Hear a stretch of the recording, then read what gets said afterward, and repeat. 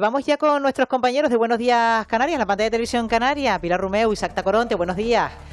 Buenos días, Estíbaliz Mayer. Buenos días, Canarias. Sin duda, hoy es un jueves clave para el exministro José Luis Ábalos, también para su ex asesor Koldo García, porque el Supremo va a decidir si los envía o no a prisión. Se va a revisar esas medidas cautelares por la trama de la mascarilla. Pero la primera de las citas judiciales será con Víctor de Aldama, precisamente en la Audiencia Nacional. Allí ha sido convocado para que aclare determinados aspectos que se reflejan en el informe de la UCO en relación con los contratos de mascarillas en el archipiélago. Así lo ha afirmado este lunes.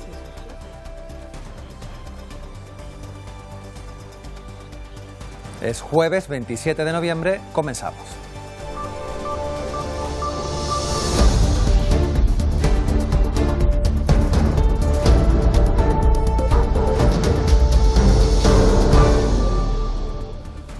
Pedro Sánchez niega que el gobierno esté incumpliendo el fuero canario y anuncia que los próximos presupuestos serán buenos para el archipiélago. Lo ha dicho en respuesta a la diputada de Coalición Canaria, Cristina Valido, que denuncia que se vulneran los derechos de los canarios. Presupuestos que están en el aire, pues hoy el Congreso debate la senda de estabilidad, que es el paso previo para aprobar los presupuestos generales. Todo apunta a que será rechazada con los votos de PP, Vox y Junts, lo que va a obligar al gobierno a presentar una nueva y retrasar aún más los presupuestos del año que viene.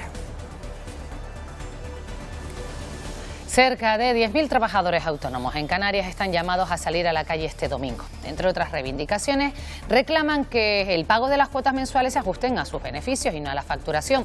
En unos minutos les vamos a preguntar por este asunto a la Asociación de Trabajadores Autónomos de Canarias. La capilla ardiente del obispo emérito de Tenerife, Bernardo Álvarez, fallecido a los 76 años, seguirá hoy abierta en la iglesia del antiguo Hospital de Dolores en La Laguna. Esta tarde va a ser enterrado en la catedral.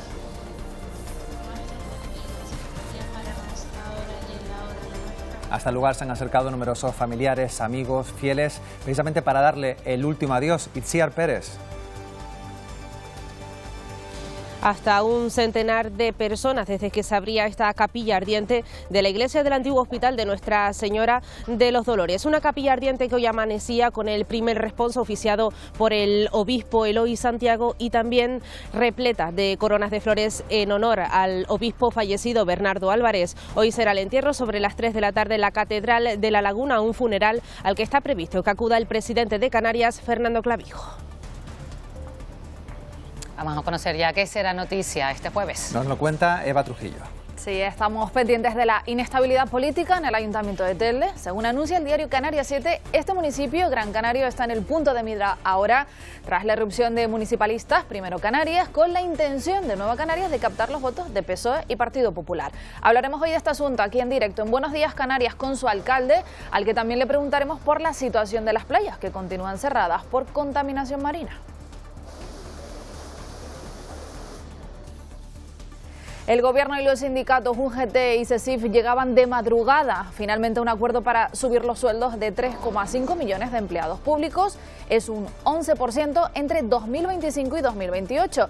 Comisiones Obreras ha decidido no firmar de momento y todavía no ha comunicado su posición final. Hoy podría quedar firmado el acuerdo. Y Venezuela revoca las concesiones de vuelo a Iberia y también a otras 5 compañías. Las acusa de sumarse a las acciones de terrorismo de Estado promovidas por el gobierno de Estados Unidos. La suspensión de vuelos al país venezolano afecta al menos a 6.000 pasajeros en España. En los deportes, la noche de Champions fue mucho mejor que la del martes, día en que no ganó ninguno de los representantes españoles. Anoche fue al revés, ganaron los dos que jugaban el Real Madrid, sufriendo en Atenas y superando por 3-4 a los Olympiacos, gracias a un gran Mbappé que marcó los 4 goles. Y el Atlético de Madrid sorprendió al Inter de Milán y le ganó por 2-1 en el Metropolitano. En voleibol también hubo alegrías, gran noche europea para los equipos canarios. El Guaguas volvió a ganar al Levski Sofía en Bulgaria por 0-3 y se clasifica para la fase de grupos de la Champions, mientras que en la Challenge Cup femenina el Emalsa Gran Canaria también ganó 0-3 la ida ante su rival suizo, el Josox. Y en cuanto al tiempo, hoy la lluvia irá a menos, pero no nos vamos a librar de las nubes, Isaac. Parece que sí, así va a ser, Pilar, porque todavía llueve de forma débil en la isla de La Palma, pero va a tender a remitir, eso sí, con muchas nubes por el norte y nubosidad de evolución en zonas del interior y del sur. Las temperaturas van a ser otoñales, frescas en medianías y cumbres, y va a soplar el viento alisio moderado, aunque va a girar al este en cumbres a últimas horas, arrastrando algo de calima ya de cara a mañana. Luego nuestra compañera Emilia González nos va a traer todos los detalles de la previsión. Y así amanece este jueves en la Isla del Hierro. Estamos en el Mirador de las Pernadas, en la capital. En Valverde el día comienza con bastantes nubes, sin viento, y la temperatura hasta ahora ronda los 22 grados. Tengan el paraguas a mano en este lugar porque a lo largo del día de hoy no se descartan precipitaciones.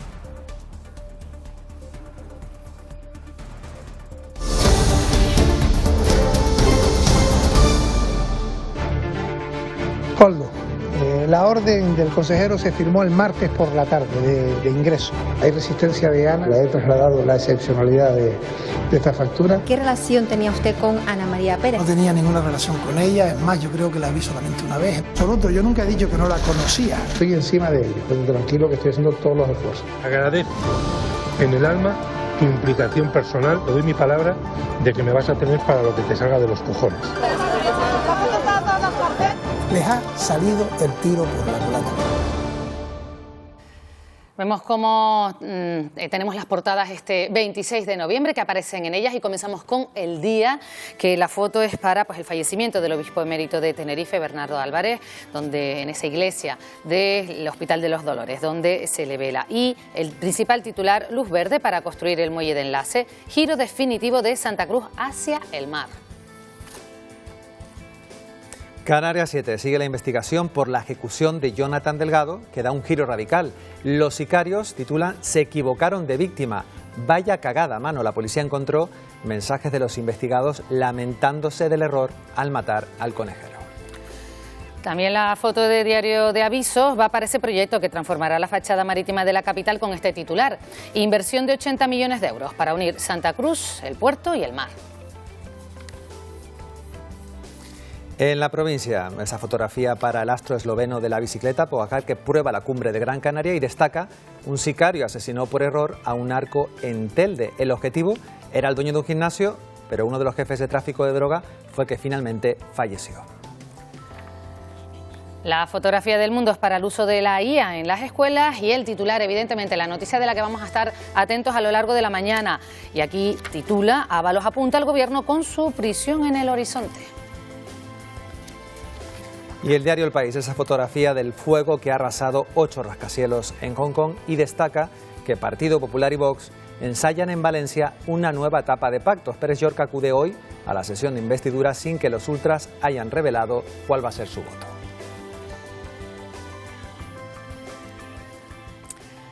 Vamos a ver cómo está la situación del tráfico. Empezamos en Tenerife, imagen que vemos de la TF5 a la altura de Somosierra. Hasta ahora el tráfico, aunque con bastantes vehículos en las vías, circula con cierta fluidez.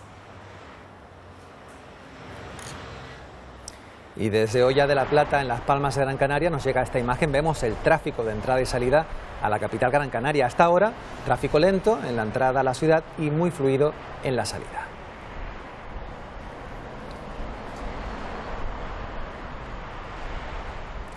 Pedro Sánchez defiende que los presupuestos del Estado para el próximo año, que todavía no se han presentado ni tienen los apoyos garantizados, van a ser buenos para Canarias. Y lo ha dicho en el Congreso mientras debatía con la diputada de Coalición Canaria. Los nacionalistas han denunciado que su gobierno está incumpliendo nuestro REF y nuestro Estatuto de Autonomía. El gobierno lo niega. Entre las medidas que recoge el régimen económico y fiscal de Canarias, probablemente la más conocida es la relativa al transporte, tanto de pasajeros como de mercancías. El trato singular que merecen los aeropuertos canarios en cuanto a las tasas aeroportuarias, y que exija que se actualice ya, que llevamos muchos años de retraso y lo están pagando los canarios cada día, la actualización del coste del transporte de mercancías. El borrador de presupuestos generales del Estado le va a sentar bien a Canarias para el año 2026.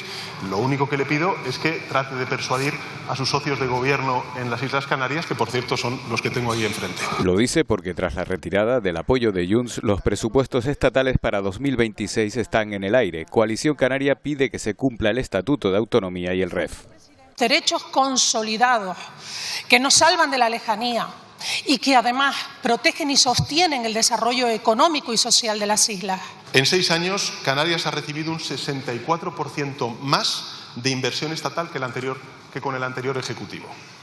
Es decir, 45.400 millones de euros. En 7.100 millones cifró Sánchez las entregas a cuenta previstas para Canarias en función del crecimiento para el próximo año.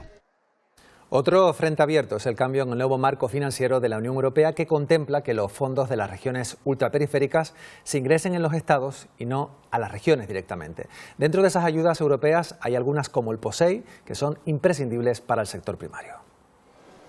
El programa de apoyo a las producciones agrarias, el POSEI, fue creado en el año 2006 para revitalizar el sector agrícola en las regiones ultraperiféricas. Eso incluye a Canarias. Para Canarias se pone en riesgo todo lo que es el sector primario. Pero ¿qué ocurriría si se aprueba el nuevo marco financiero de la Unión Europea? Pues que ese dinero quedaría en manos del Estado.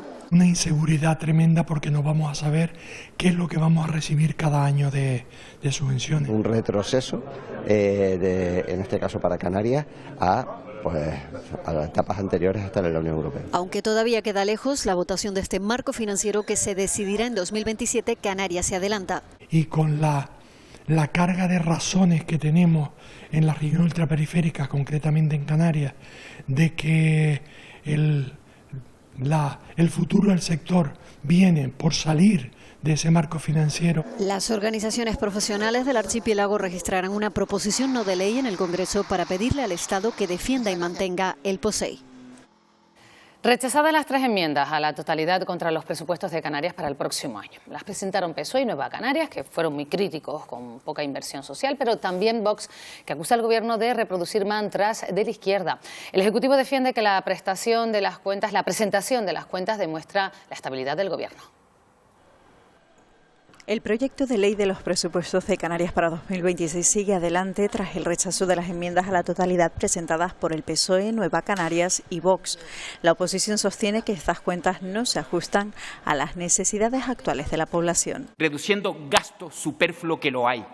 Hay mucho donde recortar, consejera. Tienen el gobierno más caro de la historia, con el mayor número de consejerías y de cargos públicos. Este presupuesto no responde a las necesidades reales, no está bien orientado, ni desde la perspectiva en materia fiscal, ni muchísimo menos tampoco desde la perspectiva de la orientación del gasto. ¿Por qué presentamos una enmienda a la totalidad?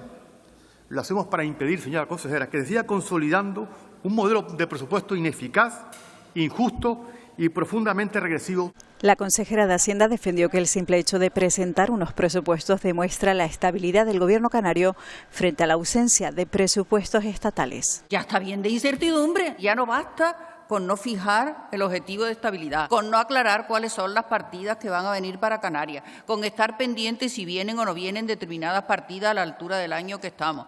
El debate parlamentario para su aprobación definitiva está previsto para el próximo 16 de diciembre.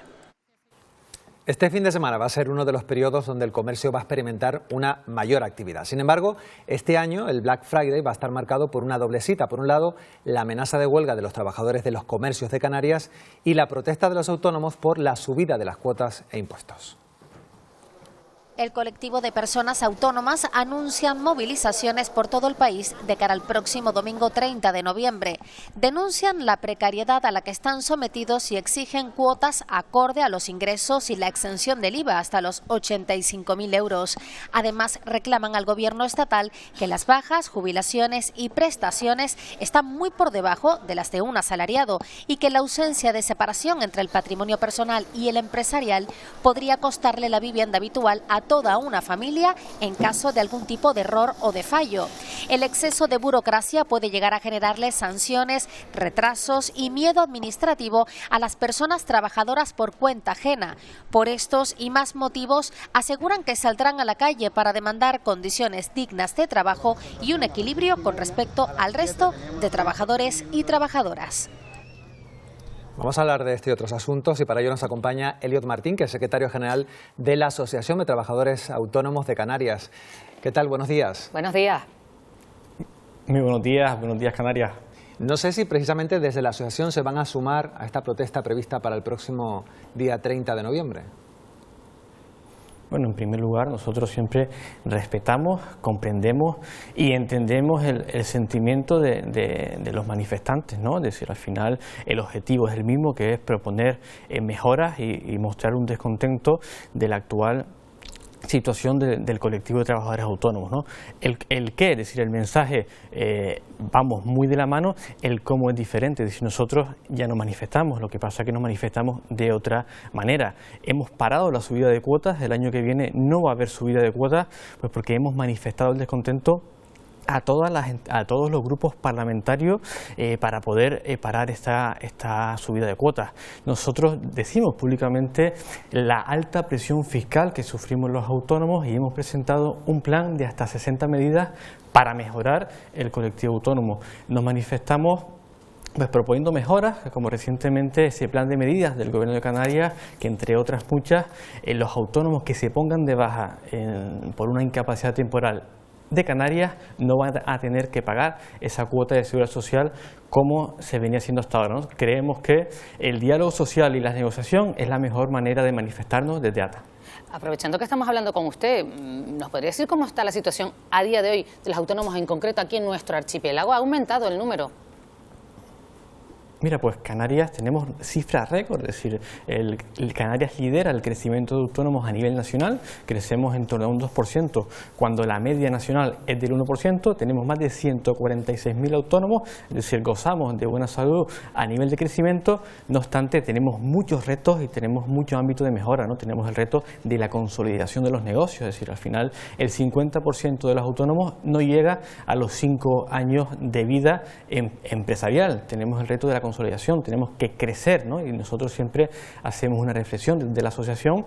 En Canarias existen más de 146.000 trabajadores por cuenta propia y estamos en torno a unos 150.000 desempleados. Oye, pues si somos capaces de crear un sistema favorecedor, un ecosistema, un marco en el cual los trabajadores autónomos puedan crecer y realizar esa primera contratación, si somos capaces que el 20% de los autónomos de Canarias realicen una contratación, estaríamos disminuyendo el paro de Canarias en un 20%, con todos los beneficios sociales que eso repercutiría a Canarias, ¿no? Pasaríamos de tener gastos por prestaciones a tener ingresos por cotizaciones.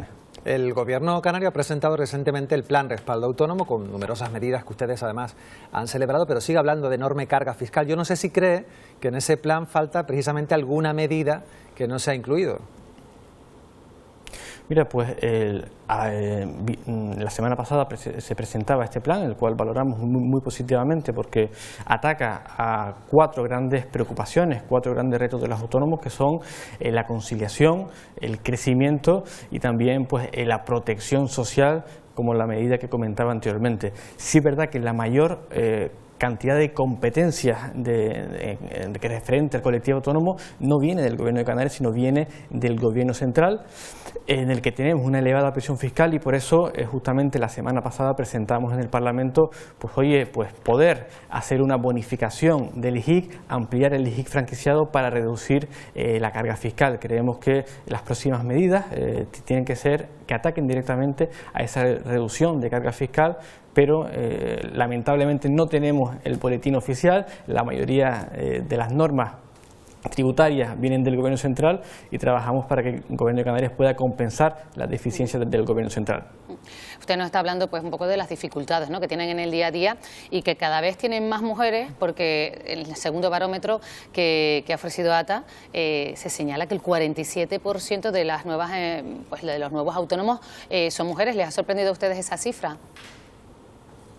Mira, pues es una tendencia que en los últimos meses, en los últimos años, está yendo creciendo, ¿no? Si estamos hablando de que hace unos 4 o 5 años el peso de la mujer autónoma apenas llegaba al 33%, ya vamos al 33% en el global.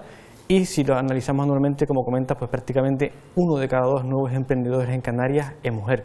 Y esto tiene un reto, es decir, tenemos que seguir potenciando la conciliación familiar, tenemos que seguir disminuyendo el número de autónomas que cuando dan a luz no siguen con la actividad, pues porque si queremos un tejido económico fuerte en Canarias, tenemos que ofrecerle a la mujer pues esa protección que necesita para que no tenga que cesar su actividad, como por ejemplo cuando tenga un caso de maternidad y que pueda tener una conciliación pues perfecta, ¿no? Aumenta el emprendimiento en el archipiélago, más de 140.000 autónomos, pero es cierto que tienen un problema con el relevo generacional. ¿Qué ocurre en el archipiélago con ese tema? Mira, pues es otro de los grandes retos. Sí es verdad que está en sectores mucho más tradicionales como puede ser la agricultura. Tenemos un reto de relevo generacional y por eso habrá que hacer pues medidas de concienciación y en el caso de que se quiera hacer un cierre, pues hacer un cierre ordenado y que no le suponga una merma económica a ese autónomo que quiera cerrar su negocio.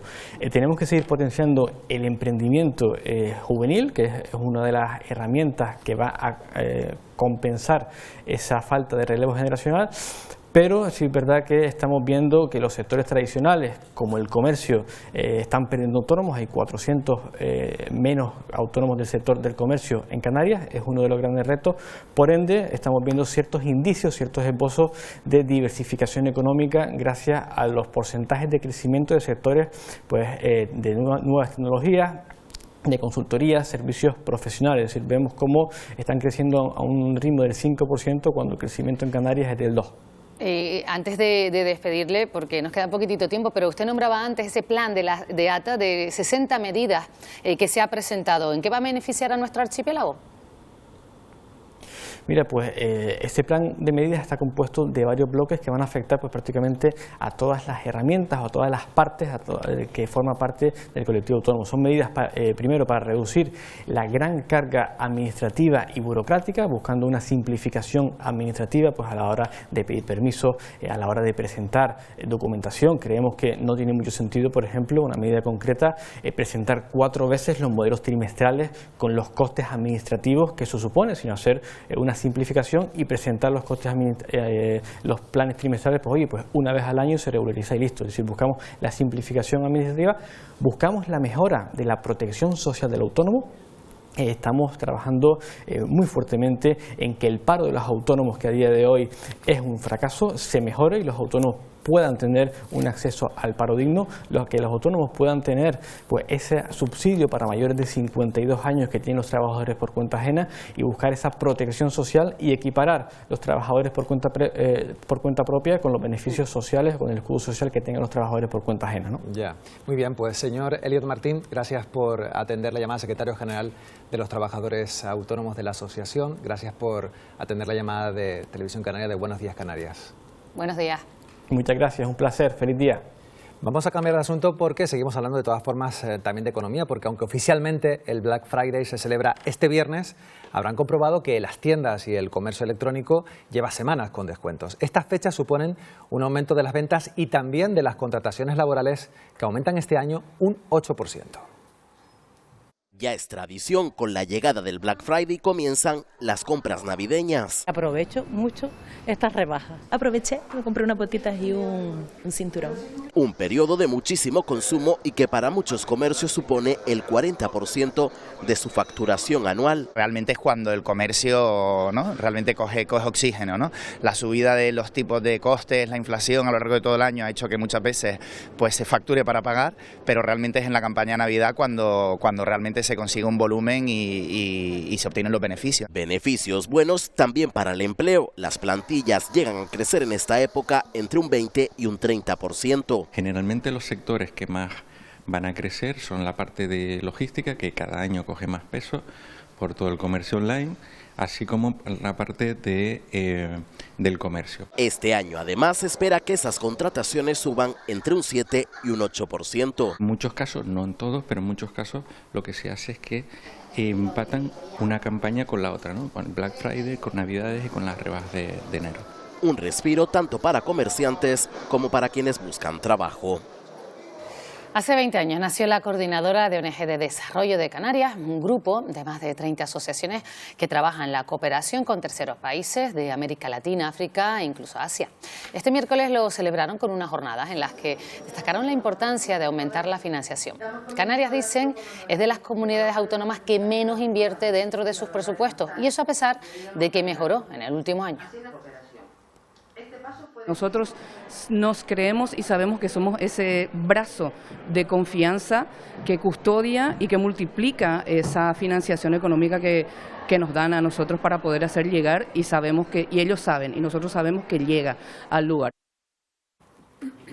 Canarias se consolida como puente estratégico entre Europa, África e Iberoamérica. Se convierte de esta manera en una plataforma para el comercio, la conectividad y la internacionalización hacia el continente africano. Este miércoles se ha celebrado en Tenerife el segundo foro empresarial iberoafricano que reúne a líderes empresariales de los tres continentes. El desarrollo de infraestructuras, la digitalización, la transición energética o el impulso de las pymes son algunas de las áreas claves de trabajo que refuerzan el papel importante que tiene el archipiélago como nexo entre los tres continentes. Los empresarios no entendemos de fronteras, entendemos de oportunidades, no solamente de inversiones y de comercio de empresas canarias en África, sino también que las propias africanas cada vez vean más la opción de que Canarias es un destino de inversión. Esto nos da una oportunidad maravillosa para seguir posicionando a Canarias como punta de lanza de España y de Europa, para ser precisamente el puente clave en las relaciones a ambas orillas del Atlántico. Conectamos con Eva de nuevo. Unanimidad para elegir a la nueva fiscal general del Estado. Sí, respaldo unánime del Pleno del Consejo General del Poder Judicial a Teresa Peramato tras la carta de cese de Álvaro García Ortiz al ser inhabilitado por el Supremo. Apenas 15 minutos duró ese pleno extraordinario en el que los 20 vocales avalaron la propuesta del Gobierno. Un informe perceptivo, pero eso sí, no vinculante.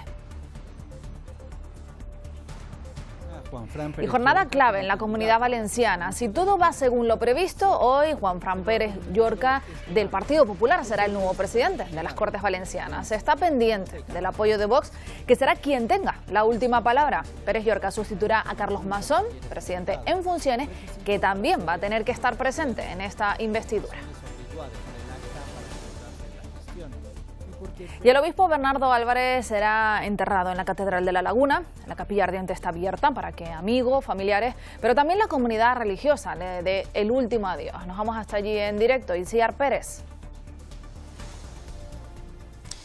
Sí, Eva, muy buenos días. Poco a poco se van acercando fieles y feligreses para dar una despedida al obispo fallecido Bernardo Álvarez. Una capilla ardiente que permanece abierta desde ayer a las 7 de la tarde y que hoy ha amanecido con un primer responso por parte del obispo Eloy Santiago, y también una capilla ardiente que hoy amanece repleta de coronas de flores, como decimos, en memoria del obispo Bernardo. Desde ayer han estado presentes autoridades como por ejemplo el jefe del Mando de Canarias, acompañado de militares, y también el alcalde de La Laguna, Luis Geray Gutiérrez. Como bien indicas, hoy será enterrado a las 3 de la tarde en la Catedral de La Laguna. Desde aquí partirá una comitiva sobre las 3 menos cuarto de la tarde para, como decimos, se produzca su funeral a las 3 de la tarde y sea enterrado en la Capilla de los Santos Canarios. Un funeral al que también está previsto que acuda el presidente Fernando Clavijo y también el obispo de la diócesis de Canarias, José Masuelos. Además, desde la diócesis nivariense tienen programada una misa la próxima semana también en la Catedral de La Laguna el próximo jueves, y como homenaje final el próximo jueves 11 de diciembre se oficiará también una misa en la iglesia que lo bautizó, en la iglesia de San Pedro Apóstol en Breña Alta, en La Palma. Pues esto es todo de momento. Gracias, Itziar. Volveremos a conectar contigo. De momento esto es todo, Pilar. Seguimos muy pendientes de la actualidad en esta jornada. Y nosotros continuamos pendientes de la actualidad que hoy nos hace mirar al Tribunal Supremo y a la Audiencia Nacional, ya saben, con esas declaraciones por parte del exministro José Luis Ábalos, de su ex asesor Koldo García y también del empresario Víctor de Aldama. De todo esto vamos a hablar en la siguiente mesa. Nos acompañan esta mañana Eduardo Araujo, Paco Pomares y también nuestra compañera Lidia Rodríguez. Lidia, que precisamente tú has estado siguiendo con detalle todo este proceso a lo largo de los últimos meses. Muy buenos días a todos, encantada de estar con ustedes aquí en esta mesa, y la verdad es que sí, el día de hoy es un día muy importante porque lo que se decida al final de la jornada posiblemente influya no solo en el panorama político, sino también en cómo realmente podría afectar esa trama, esa rama canaria a nosotros, a nuestro gobierno y al ministro Ángel Víctor Torres. Contigo vamos a estar analizando en los próximos minutos todo lo que va a ocurrir, lo que está ocurriendo. Queríamos también un titular por parte de Paco y de Eduardo. ¿Cómo ven el día de hoy? Complejo, porque realmente se trata de dos frentes, son dos frentes, uno que afecta directamente a Canarias, porque como ha comentado Lidia, se trata de declaraciones que se van a producir para hablar de la trama de las mascarillas en Canarias, por un lado, y por otro lado afecta al Gobierno de la Nación porque parece detectarse una especie de acuerdo entre Koldo y Ábalos, ¿no?, para iniciar un proceso de acercamiento a la justicia y de enfrentamiento con el Partido Socialista. Eduardo. Yo creo que va a ser un hecho también histórico, porque si entra en prisión Ábalos será la primera ocasión en que un diputado en ejercicio lo haga. No hay precedentes de esto. Y en segundo término, porque creo que es una mañana que va a servir para esclarecer hechos, en un sentido o en el otro. Si hay un pacto, si hay un acuerdo con la acción del fiscal, pues sabremos más detalles de la trama también en lo que concierne a Canarias, y si no hay acuerdo probablemente y entra en prisión, desde allí o cuando salga de allí el señor Ábalos va a cantar. De lo que ocurre hasta ahora en Madrid está pendiente nuestra compañera Silvia Mascareño. Silvia, buenos días. Por las horas, ¿sabemos si ya ha llegado Ábalos al Tribunal Supremo? Sí, el exministro José Luis Ábalos ya está en el interior del Tribunal Supremo. Por cierto, un detalle, es la primera vez que Ábalos acude al tribunal con una mochila. Entendemos que por esa amenaza, por ese riesgo de que hoy termine la jornada en la cárcel. Es uno de los dos escenarios que marcan la actualidad política y judicial hoy, como vienen ustedes contando. El otro es esta audiencia nacional, donde en apenas unos minutos tiene que comparecer Aldama, empresario y presunto conseguidor de la trama. Lo hace a petición del fiscal anticorrupción, después de ese informe de la UCO, que recoge pagos de 10.000 euros mensuales a Koldo, una especie de nómina por facilitarle el acceso a gobiernos autonómicos como el gobierno de Canarias. Es ese informe de la UCO que también recoge cómo Ángel Víctor Torres, por entonces presidente del gobierno de Canarias, presionó para agilizar los pagos a la empresa, a pesar de las objeciones de algunos funcionarios por el coste y por la calidad de esas mascarillas. Por cierto, que Aldama ha advertido que va a traer nueva información después de haber recuperado 2 de sus teléfonos móviles este mismo lunes. No es el único que tiene que pasar por la Audiencia Nacional, por el caso mascarillas. Mañana tiene que hacerlo Koldo García. La clave es saber si lo hará en libertad o desde la cárcel, porque como decimos hoy, todo el punto de atención es esa vistilla en el Tribunal Supremo, a escasos metros de aquí, donde se decide si se revisan las medidas cautelares contra Koldo y Ábalos, y terminan la jornada de hoy en la cárcel. Nos lo comentaba nuestra compañera Silvia, pues que ha llegado puntual, pero antes de esta cita judicial, Ábalos publicaba 2 mensajes en su cuenta de X. En este que vamos a ver, afirma que en el 2018 existió una reunión entre el presidente Pedro Sánchez, Santos Cerdán y Arnaldo Otegi. Dice que fue en un caserío y que allí se negoció la moción de censura contra Rajoy. Asegura que se lo contaron fuentes presenciales. Y unas horas más tarde Ábalos publicaba otro mensaje que lo van a ver, y en este caso es para la vicepresidenta y ministra de Trabajo, Yolanda Díaz. Le dice que antes de llamarle golfo, mejor sería que recordara qué papel jugó cada uno durante la pandemia del COVID-19. Le pide que valore el principio fundamental de la presunción de inocencia, y también habla de las viviendas asignadas a los ministros. Le pregunta si pueden ser usadas por otras personas sin derecho a ello. Pues así de, digamos que de caldeado estaba el ambiente en la red de X. Yo estaba esta mañana mirando a ver si ponía algo antes de ir a declarar ante el Tribunal Supremo. De nuevo, José Luis Ábalos, de momento el último que se queda es este tuit de Yolanda Díaz. Es interesante el anterior tuit en el que relata que es conocedor de esa entrevista del presidente del gobierno con Otegi por fuentes presenciales. Yo creo que hay una rata, probablemente quiso decir por fuentes presidenciales, porque si es por fuentes presenciales solo hay 2 personas que se lo pueden haber contado, aparte de Otegi, que son Cerdán y Pedro Sánchez. Y bueno, quien era compañero suyo en ese famoso Peugeot, era, con quien más hablaba, era el señor Pedro Sánchez, ¿no? Creo que los mensajes claramente quieren lanzar una advertencia al gobierno. El señor Ábalos ha estado ahí y sabe cómo funcionan las cosas, ha sido secretario de organización del Partido Socialista, ha sido ministro y sabe de la influencia o de la posible influencia que el gobierno puede tener en la Fiscalía. Y el papel de la Fiscalía hoy, en las declaraciones de Ábalos y de Koldo García, es fundamental, porque si la Fiscalía pide prisión preventiva es probable que el juez la determine, por cuanto todo lo que ha pedido hasta ahora Fiscalía, el juez lo ha aceptado. Si quienes piden la prisión preventiva solo son las acusaciones particulares, es posible que Ábalos no entre en prisión. Y por tanto, creo que los mensajes son una advertencia para que la Fiscalía se porte bien, para que el gobierno influya en la Fiscalía. Y la pregunta que uno se hace como ciudadano desde la distancia es cómo es posible que haya una relación tan directa entre una cosa y la otra, y cómo es posible que el Ábalos, que ha sido ministro y secretario de organización, la dé por hecho con total impunidad, con total obscenidad. Paco, ¿interpretas también así esos mensajes de Ábalos? Básicamente, yo sí creo que no hay un error cuando habla de fuentes presenciales, porque creo que la fuente presencial a la que se refiere es a Koldo. Sí. Porque Koldo condujo, o dice haber conducido, el coche que llevó a Sánchez a la reunión con Otegi, ¿no? Sinceramente, no es un asunto baladí, es un asunto que explicaría mucho los acontecimientos que se han producido en los últimos años, y yo creo que es la primera de las bombas de relojería que este dúo del ministro y el asesor están dispuestos a ir soltando en el caso de que el Partido Socialista no actúe con ellos como parece ser que está actuando con Cerdán, adoptando una actitud mucho menos beligerante, hablando de presunción de inocencia, en una situación en la que yo creo que la presunción de inocencia es un derecho constitucional y es una práctica que debe aplicarse en el procedimiento judicial. Pero a veces la presunción de inocencia se desmorona ante los hechos evidentes, ¿no?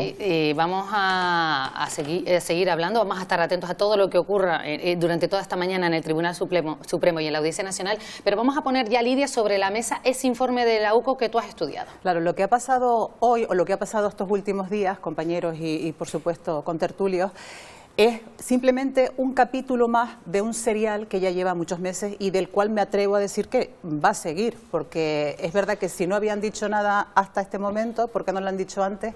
Pero es que evidentemente pueden seguir adelante. Pero todo tiene, por lo menos en lo que nos afecta a Canarias, un punto de partida, y es cuando recibimos ese informe de la UCO, que nosotros recibimos además, que es el Juzgado de Instrucción número 2 de la Audiencia Nacional, quien lo entrega a las partes.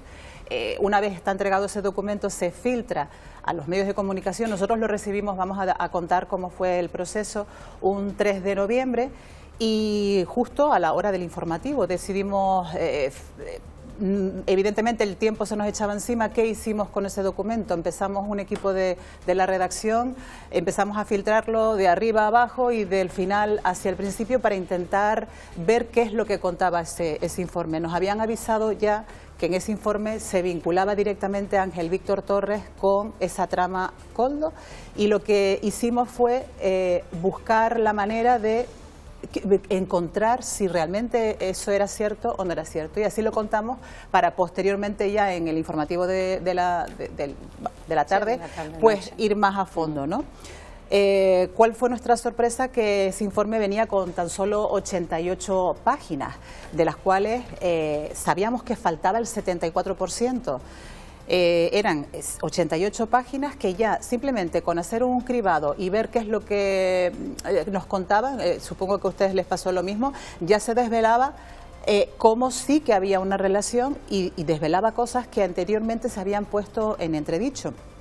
Ese informe poco a poco lo fuimos desgranando en los días sucesivos, y es verdad que tenía unos antecedentes, hay una explicación de exactamente cuál es la finalidad que tiene la Guardia Civil a la hora de analizar todos esos documentos. Nos encontramos WhatsApp entre las distintas partes implicadas, nos encontramos también la contratación de esa compra de mascarillas en la segunda parte, hasta encontrar esas 347 páginas. Pero lo que se trasluce de ese informe es que sí que había relación entre Ángel Víctor Torres y Koldo García. Entonces, además de documentos, fotografías, transcripciones, también había audios. Y ahora mismo, no sé si lo tenemos preparado, vamos a escuchar exactamente cómo sí que había una supuesta relación entre el actual ministro y el autor también de esa trama, que lleva su nombre. Koldo, la orden del consejero se firmó el martes por la tarde de ingreso. Ya he requerido el expediente completo para ver qué es lo que ha pasado en todo el desarrollo del mismo, ¿no? Pero lo que quiero es que se pague ya de una vez todo lo suministrado y todo lo que está de manera correcta, o sea, todo lo que ha recibido Canarias, para ver quién es el que ha estado desde dentro, pues torpedeando, retrasando y demás. Buenos días, Koldo. Llevo desde el viernes y ayer, incluso con el consejero, centrado en este asunto. Hay resistencia de ANA no a pagar esas facturas, sino a hacer los abonos sin las comprobaciones de las validaciones. Yo le he trasladado la excepcionalidad de esta factura y durante el día de hoy espero tener ya la respuesta. O sea, estoy encima de ello. Yo, no obstante, hablaré hoy con la persona que conocí el otro día en el restaurante. Estate tranquilo que estoy haciendo todos los esfuerzos, ¿no? Agradezco en el alma tu implicación personal y otra cosa no, pero te doy mi palabra de que me vas a tener para lo que te salga de los cojones. Desde luego parece una relación muy cercana la que mantenían en esa conversación. No sé si piensan lo mismo Paco, Eduardo. ¿Qué les parece esta confrontación, esta conversación? Bueno, aparte de lo impúdico del lenguaje que utiliza el presidente del gobierno para dirigirse a una persona que intermedia con un proveedor, creo que hay una evidencia, que es que el presidente del gobierno intercedió para que se realizara un pago a una empresa que está dentro de la trama que se investiga en el Tribunal Supremo, de la llamada trama Coldo. Por tanto, yo no sé si eso es delito. Eso lo tendrán que determinar las autoridades judiciales, pero desde luego políticamente tiene responsabilidades. Y es lo que creo que Ángel Víctor Torres ha intentado eludir, cuando además presenta victoriosamente el informe de la UCO como si le tuviéramos que agradecer que no hubiera mordidas, que no hubiera pisos, ni que hubiera prostíbulos, como él mismo dijo en su comparecencia. Sin embargo, sí había otras cosas, como esta que digo, la intermediación para la ejecución del pago, y otra más, la intermediación para la contratación por segunda ocasión de esta trama para la compra de test en los aeropuertos y abrir el tráfico aéreo lo antes posible, a sabiendas de lo anterior. Yo no sé, insisto, si eso es delito, lo tendrán que determinar los jueces, pero sí hay responsabilidades políticas claras y una responsabilidad más, que es que Ángel Víctor Torres, en muchos aspectos que desveló el informe, había mentido al Parlamento y al Congreso en sus comparecencias cuando dijo que no conocía al señor Aldama, que no tenía una relación con Coldo y que no había intermediado para que esta trama prosperara en Canarias. Que lo ha matizado, ¿no? Lo de que los conocía. Sí, claro, si no pero los conocía. sucede como le sucede al presidente de la Generalitat Valenciana, ¿no? Que son matices, medias verdades, que cuando son reiteradas uno empieza a sospechar que tantas medias verdades sostienen una mentira. Realmente creo que delito, perdón que interrumpa Paco, creo que delito de momento hasta el día de hoy no se ha cometido.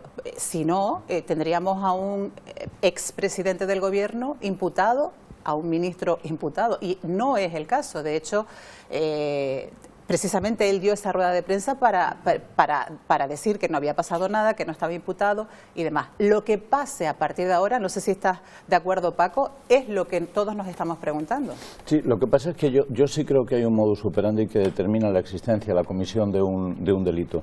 Y vengo diciéndolo desde hace mucho tiempo, no es de ahora. En las grabaciones que se reflejan en el informe están también las grabaciones de las conversaciones de Antonio Olivera con Coldo. Antonio Olivera es el jefe del Servicio Canario de Salud cuando se producen la mayor parte de esas conversaciones y además ha actuado durante todo ese tiempo como jefe del gabinete del presidente, con el cargo de viceconsejero primero del entonces presidente como jefe de gabinete. Y Antonio Olivera no solamente negocia con Coldo cuál va a ser la concesión, sino dice, oye, ¿y qué te parece si dedicamos 2 millones? ¿Te parece suficiente? Voy a llamar luego a Íñigo para decirle que lo que hacemos, y luego lo llama. Todo eso está grabado. Hay un modus operandi que determina que la Administración canaria se puso al servicio de las peticiones realizadas por Coldo como representante áulico del Ministerio. Yo creo que la única justificación posible al comportamiento que tuvo la Administración canaria en el tema de las mascarillas es que quisieran quedar bien con el partido en Madrid y consideraran que lo que estaban recibiendo eran instrucciones del partido. Pero luego hay comportamientos que son, desde mi punto de vista, al menos susceptibles de ser considerados delito. Uno es la mentira sistemática. Ángel Víctor Torres miente 10 veces, son muchas veces, las mentiras sistemáticas ante la Comisión de Investigación del Senado y ante la Comisión de Investigación del Parlamento de Canarias, en las que dice de todo. Ustedes recuerdan aquello de que no le ponía cara a García Tapia, ¿no? Y luego se había reunido con él en el Parlamento de Canarias, en el despacho del Parlamento de Canarias. No conoce a Aldama y luego aparece que en el informe que cenó con él, o al menos se vio con él en un restaurante en Madrid. Dice que no tiene ninguna intervención en las adjudicaciones y en las gestiones de este asunto. Y lo cierto es que no solamente la tiene, sino que le comunica a Koldo, un proveedor, cuáles son las personas que, según el presidente del gobierno, están boicoteando el procedimiento de pago. Es una cosa muy fuerte, y no solamente hace eso, amenaza y le dice a Koldo que si esto no se resuelve va a levantar en el aire, va a despedir, va a cesar a la persona que tiene que resolver este asunto. Yo creo que más implicación que eso es prácticamente imposible, ¿eh? Una pregunta que hay que hacerse es si esa manera de actuar del presidente del gobierno se produjo con otros proveedores en situaciones similares. Eso tendrá que determinarlo también la acción de la justicia, pero tengo la impresión de que la intermediación del presidente para la realización de un pago a un proveedor en el asunto de las mascarillas o para la posterior contratación de los test anti-COVID en los aeropuertos no se produjo con otros proveedores, que hay un trato preferente y que ese trato preferente, insisto, no sé si será delito, pero desde luego sí tiene responsabilidades políticas, porque desde luego no habría operado la trama Koldo en Canarias si no es por la intermediación del presidente del gobierno, Ángel Víctor Torres, del presidente del gobierno de entonces. ¿Por qué se pudo haber producido eso? Pues mi hipótesis es que el secretario de organización del Partido Socialista en aquel momento era José Luis Ábalos, y que el jefe de gabinete del secretario de organización era justamente Koldo García, y ante eso, ante cualquier petición del jefe del partido, el presidente del gobierno pues aceptó las recomendaciones de estas dos personas para contratar. Hay un asunto que a mí me parece el más inquietante y el más grave, sinceramente. Es decir, al margen de cómo vistamos la película, es relativamente frecuente que se produzcan este tipo de comentarios con los proveedores. Es cierto que cuando se producen grandes contratos los políticos se implican, hablan, gestionan, mueven, aunque luego digan que no lo hagan. Pero lo más inquietante de todo lo que ocurre es cómo el presidente del gobierno y todo el Partido Socialista ha insistido de manera sistemática en que todas las compras se realizaron de una manera espontánea, atendiendo a lo que decidieron los técnicos. Y esa ha sido la línea de defensa que han mantenido desde el primer momento hasta el final. Y esa línea de defensa es una línea de defensa que intenta culpabilizar precisamente a las personas que intentaron impedir que esas rentas se produjeran. Personas que además pusieron dudas porque eran mascarillas, decían, de baja calidad, Lidia, en ese informe. Es cierto, y también que nos quedamos siempre con eso, ¿no? Con que si mintió, si no mintió, pero en el trasfondo de todo, y lo vamos a oír a continuación, es precisamente que los técnicos aquí en Canarias ya establecían esas dudas, sobre todo por la calidad de esas mascarillas que se estaban contratando, y por el precio. También, no lo olviden, por el precio que se estaba pagando por ellas. Sin problema, pero Paloma ha dado el visto bueno sin la ficha, ¿estamos seguros? Hay dinero suficiente, son 12 millones de euros. Hemos comprado mascarillas más baratas. Sigo adelante y te paso el pedido. Seguimos adelante, seguro que te diste cuenta de dónde procede la propuesta. Gracias. No pagar. De prevención de LUC están haciendo el informe y unos cumplen y otros no. Saludos. Pues ya han visto cómo los propios técnicos no aconsejaban que se adquirieran esas mascarillas, primero porque el concurso no estaba siendo del todo regular y también por eso que decían al final, que la calidad de esas mascarillas, de ese producto que se iba a comprar, pues no era el adecuado. Aquí entra en cuestión también la directora general de Recursos Económicos del Servicio Canario de Salud, Ana María Pérez. Ángel Víctor Torres decía en la comisión de investigación en el Parlamento que solo la había visto una vez y luego posteriormente, cuando ya desvelamos, cuando ya se conocen los detalles de ese informe, evidentemente va matizando sus palabras. ¿Qué relación tenía usted con Ana María Pérez, que era la directora de Recursos Económicos del Servicio Canario de Salud? ¿Estuvo usted en contacto con ella acerca de las compras que se iban haciendo de material sanitario? No tenía ninguna relación con ella, es más, yo creo que la vi solamente una vez. Absoluto, yo nunca he dicho que no la conocía. Yo lo que dije en las comisiones, también en el Parlamento de Canarias, es que de haberla visto personalmente recordaba en una inauguración que habíamos estado, pero por supuesto formaba parte del gobierno de Canarias. Una matización que evidentemente llegaba y intervenía en esa rueda de prensa a las 4 de la tarde, precisamente después de ver todo lo que se había dicho en ese informe, porque ese informe, ¿verdad?, desvelaba datos que a lo mejor quizás él no pensaba que fueran a salir. Hombre, yo creo que estaba convencido de que no existía una presión tan fuerte por parte de la policía, especialmente después del primer informe, cuando se filtran los primeros informes de las grabaciones de Koldo. Yo creo que él considera que con eso no va a salir más, pero es que ha salido muchísimo más. Fundamentalmente ha salido la relación privilegiada que tenía con Koldo. Hay incluso fotografías en las que se le ve saludando afectivamente a Koldo en Santa Cruz de la Palma, concretamente. Y yo creo que al final muchas de las cosas que ha ido diciendo se ha demostrado posteriormente que no eran ciertas. No era cierto que no conociera a la funcionaria en cuestión que llevaba el servicio de contratación de la comunidad autónoma en sanidad. Y no solamente no era cierto, es precisamente a la que se refiere cuando dice que está boicoteando el funcionamiento y dice que ha hablado con ella para que eso se acabe y que se arregle una puñetera vez, y que si no se arregla la va a volar por el aire. Es decir, si eso no es tener conocimiento de una persona, y lo que él comenta estrictamente es que solamente ha hablado una vez con ella. Entonces la pregunta que uno se hace es, ¿por qué una persona tiene que mentir 10 o 12 veces a las comisiones de investigación cuando se le pregunta sobre su vinculación con el caso? Pues porque quiere ocultar parte de lo que ha ocurrido, y además está convencido de que lo puede ocultar. Y esa es la clave, esa es la clave de esta historia.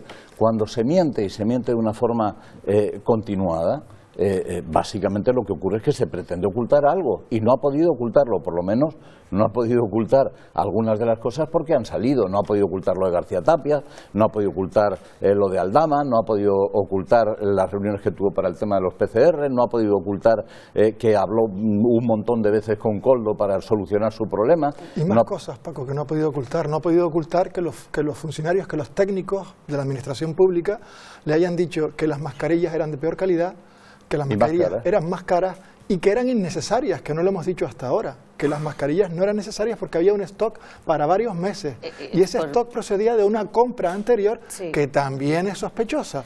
Quiero decir, por tanto hay otro asunto más, que es la reincidencia en la compra de mascarillas. Es verdad que hay un eximente, que es la situación de emergencia, para que se realizaran contratos directos sin concurso, contratos directos para la contratación de empresas que a saber cómo llegaron al ámbito del Gobierno de Canarias, pero hay ese eximente, pero hay un agravante que es la reincidencia, y otro agravante que es no haberle hecho caso a los funcionarios ni a los responsables del área, porque recordemos que solo un mes después del día en el que se decretó, en fin, el inicio de la pandemia, el presidente del Gobierno destituyó a la consejera de Sanidad y a la directora del Servicio Canario de la Salud.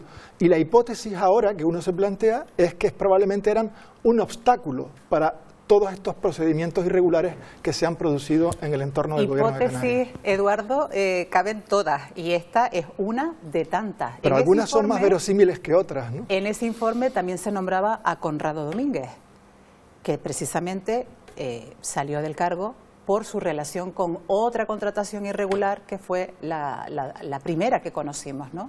Que fue con la empresa, la de los, corríjanme si me equivoco, la de los 4 millones de euros, que nunca encontramos y nunca supimos dónde estaban esas mascarillas, ¿verdad? Nombrabas antes, ni el dinero. Entonces, nombrabas antes pues esa comparecencia que hizo después de conocerse ese informe de la UCO, Ángel Víctor Torres. Nosotros después nos dio la primera entrevista en televisión aquí al Buenos Días Canarias, e insistía cuando le preguntábamos por esto de cómo usted está presionando para que esta empresa en concreto, no, pues no solo con esta, con otras, y hacía alusión a el momento en el que estábamos, un momento extraordinario en el que lo que se buscaba era pues proteger a la población de cualquier manera y atenderla.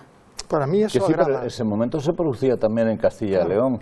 Y en Castilla y León le dijeron a Koldo que se volviera para el ministerio y que se dejara de chorrada. Es decir, todo el mundo en el Partido Socialista sabía a qué se dedicaba Koldo, ¿vale? Lo sabía hasta el último mono. Y solamente hubo 2 comunidades autónomas, que fueron Canarias y Baleares, que entraron en esa historia. Es curioso que en las dos comunidades autónomas, tras perder el Partido Socialista el poder, sus líderes fueran colocados en la presidencia del Parlamento y en un ministerio realmente importante, ¿no? Pero vamos a ver, yo tengo el convencimiento de que toda esta trama es una trama en la que lo que se produce es un intento de ocultación sistemática de lo que realmente ha pasado. Y mi impresión es que van a seguir apareciendo cosas. Cuando hablamos, por ejemplo, de la comparecencia hoy de Koldo y de Ábalos, vamos a ver cuánto tardan Koldo y Ábalos en enfadarse, como se enfadó Aldama, y empezar a cantar sobre lo que ocurrió realmente en el archipiélago. Y yo creo que vamos a tener sorpresas en las próximas semanas. Cuando empieza un asunto de estos es muy difícil taparlo. No te olvides, Paco, que precisamente no son solo esas comunidades autónomas. Ya en las últimas horas hemos visto como también supuestamente, porque nosotros sobre una mesa de debate tenemos que poner el supuesto en todo momento, también Almería ya se está hablando de una contratación irregular de adquisición de mascarillas. No solo fueron... O sea que esto puede alargarse en el tiempo y pueden salir más casos. Una de las cosas también importantes, perdón que meta aquí la cuñita, Aldama. ¿Quién es Aldama en toda esta es trama, el corruptor, ¿no? Ya acaba de entrar ya en la Audiencia Nacional y lo que pase a lo largo de las horas posiblemente también influya en todo lo que nos podría pasar a nosotros en esa rama, o estar pendientes hoy, ¿no?, de esa información, de esa rama por la trama de las mascarillas. Ángel Víctor decía que no tenía relación con Aldama, sin embargo en ese informe parece que algo de relación tenían porque se hablaba de una cena. Él, lo vamos a ver a continuación, en esa entrevista que nombraba Pilar, aquí en Buenos Días Canarias decía que no hubo cena. Sin embargo, en ese informe todo parece indicar supuestamente que esa cena se produjo y que se produjo en Madrid en el verano de 2020. Lo vamos a escuchar. Les ha salido el tiro por la culata y siguen buscando, intentando encontrar, ahora que si yo cené, no cené, es que el problema es una cena, con todo lo que se ha dicho, es si yo cené, no cené con el señor Aldama, lo digo aquí, dicen que no lo he denunciado 2 veces, habrá una tercera, no podía denunciarlo por tercera vez porque no estaba cerrado el proceso de instrucción, ya lo ha cerrado el juez del Supremo y solamente cita a 3 personas, entre ellas no estoy yo. No sabemos si está, si no está, cada uno tiene derecho a defenderse, pero es verdad que parece que sí que hay muestras de algunas pequeñas mentiras o de medias verdades, y eso está penado también, está penado. Y te quería preguntar porque Aldama va a tener, o sea, hoy importante la declaración porque tiene copia del teléfono que lo pidió, ¿no? Le han dado el juez autorizado que tenga una copia de su teléfono, donde dice que puede revelar más datos de Ángel Víctor Torres, ¿es así? Efectivamente, el lunes le entregaron sus 2 teléfonos, 2 iPhones, para ser más exactos, y supuestamente ahí tiene más información y él lleva ya varios días en sus redes sociales anunciando la posibilidad de tirar de la manta, de levantar más polvo. No sabemos si es una cortina de humo o porque le interesa para un poco desviar la atención o si realmente tiene información que en función de cómo han ido sucediendo esos acontecimientos, pues va a tirar de ella o no. Yo creo que es importante levantar un poco la mirada y con perspectiva mirar el contexto de aquella época y, en mi opinión, describir qué es lo que sucedía en España y en Canarias en aquel momento. Estábamos confinados en marzo de 2020, creo que estuvimos confinados 2 meses hasta mayo de 2020 y después poco a poco se fueron abriendo las medidas para que la población volviera a la vida normal. En ese momento hubo personas, entre ellas Aldama, que observaron la posibilidad de encontrar una fuente de negocio, una ventana de oportunidad para hacer dinero.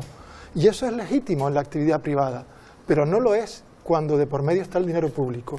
Hubo varios aprovechados, varias personas que encontraron la posibilidad de hacer negocio con la administración pública, situándose como intermediarios para la compra de mascarillas. Y en Canarias hay 3 casos mascarillas. Y por eso digo que hay un agravante con la reincidencia en el modus operandi del gobierno de Canarias de la época y en las circunstancias que se sucedieron en aquellos momentos. Personas que se acercaban a quienes tenían influencia en la cúpula del gobierno de Canarias ofrecieron sus servicios para ganar dinero mientras estábamos todos confinados. Sí, pero la y culpa para sería ganar de las dinero, administraciones, ¿no, Eduardo? Ellos, pues, yo como empresarios o creo como que personas avispadas que dicen, aquí veo una oportunidad. La culpa es de quien corrompe y de quien se deja corromper. Si en esa relación como proveedor hay una relación de corrupción, también es culpable el corruptor, el empresario que se aprovecha de tráfico de influencias, de malversación o de cualquier situación delictiva que tenga que ver con la contratación pública. Paco, te preguntabas, perdón Eduardo, te preguntabas antes por qué Ángel Víctor Torres cambiaba sus versiones. Decía aquí precisamente en el Buenos Días Canarias que no había cenado, esa cena no había existido. Bueno, en el informe se habla de un encuentro que se produce en un restaurante. Pues a lo mejor el hombre estaba indispuesto y no cenó, eso es difícil de saber, ¿no? Pero toda esta percepción que se está produciendo en los últimos años, en la cual se acusa a la Guardia Civil de intentar perseguir al gobierno, se dice que los jueces están actuando de una manera coordinada. Yo no digo que no haya jueces que sean de derechas o incluso absolutamente fachas, ¿no? Como hay en todos lados, ¿no? Pero mi impresión es que el gobierno cometió una serie de errores importantes. Es posible que además de una serie de errores importantes cometiera también importantes delitos. Algunos de sus miembros los cometieron y lo que han intentado ha sido taparlo. Esa es una reacción relativamente normal. Pero llegados a este punto, a mí me parece que nos vamos a llevar algunas sorpresas. Ya nos la hemos llevado cuando hemos conocido la implicación directa en las compras y en la gestión de los pagos del antiguo presidente del gobierno de Canarias, que él ha negado por activa y por pasiva y sigue negando. Es que lo asombroso es que quiere presentar una realidad paralela en la que lo que hemos escuchado no ocurrió, sino que ocurrió de otra manera, que tenía una lógica, que a lo que le preocupaba es que el gobierno no cumpliera con esa empresa. Si el presidente del gobierno tuviera que ocuparse de todas las veces que el gobierno no cumple sus pagos con empresas, pero yo sigo insistiendo, a mí lo que me parece más mezquino de todo lo que ha ocurrido en esta historia, además de dedicarse a enriquecerse en un momento en que están muriendo a escarabillo personas, a escarabillo, miren la que se ha montado con el tema de la Dana, porque una persona se ausentó cuando estaba muriendo gente. Se nos ha olvidado que en la pandemia murió muchísima más gente de la que murió en la Dana, y aquí había gente poniéndose las botas, pero haciéndose rico. Pero aparte de ese asunto, el que a mí me parece más indignante es que se haya querido responsabilizar precisamente a quienes intentaron por todos los medios, por los medios de los que disponen, que son informes internos, correos, a los funcionarios que intentaron parar el procedimiento. Es algo que yo no entiendo, como no se les cae la cara de vergüenza, que sigan insistiendo, como han insistido en las comisiones de investigación, que las decisiones las tomaron los funcionarios. No hay más que escuchar, por ejemplo, las declaraciones del propio presidente en la comisión de investigación, pero también de Antonio Olivera, que era su jefe de gabinete, que era el hombre clave en toda esta tramoya, aunque su nombre aparece muchísimo en los informes de la UCO. Lo que pasa es que como tiene menos entidad pública, pues se habla menos de él, pero es el que realmente define prácticamente todo lo que ocurre. Es alguien que le dice a Koldo, ¿te parecen bien 2 millones cuando se están contratando mascarillas? No le dice, necesitamos tantas mascarillas, le dice, ¿te parecen bien 2 millones? Tú mándanos lo que quepa en el avión que ya lo pagamos. Por mucho que se diga de los funcionarios, yo creo que la labor del funcionario y también de la directora general de Recursos Económicos quedó más que claro que había sido la que tenía que ser, que aunque sea en un periodo difícil, evidentemente ellos trataron de cumplir con lo que marcaba la ley. Con lo cual yo no creo que se vea en cuestión la labor de los funcionarios o la labor de la directora en este caso. Lo que se ve en cuestión es quién cede ante esas presiones.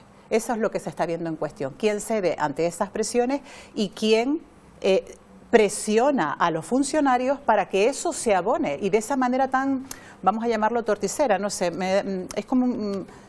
Es fea la manera en la que se burda, la manera en la tabernaria sería la expresión que se correcta. Lleva a cabo toda esa negociación. No sé cómo lo ven ustedes. Sí, yo creo que no todos los funcionarios se comportaron conforme a sus obligaciones éticas y profesionales, porque también hubo alguna funcionaria que le hizo ver a sus compañeros de dónde venían, de dónde procedían las instrucciones de contratación, que es un asunto clave también en esto, desvelar quiénes tomaron las decisiones en la contratación por emergencia de determinadas empresas y determinadas tramas, ¿no? Por tanto, hubo algunos funcionarios de alto nivel que colaboraron para que las decisiones de la superioridad se llevaran a cabo, tanto las de la contratación como la del posterior pago. Y estoy con Paco cuando dice que yo no veo a un presidente del gobierno intermediando para la realización de todos los pagos que quedan pendientes en la administración. Y un pago de 12 millones de euros es importante, pero no es tampoco de los más importantes de la administración del gobierno de Canarias. Y por tanto creo que esa intermediación se obedece, se produce por otras razones, por razones de proximidad, por razones de cercanía, por razones de interés. Y concluyo con una frase que se ha dicho mucho en todos los medios.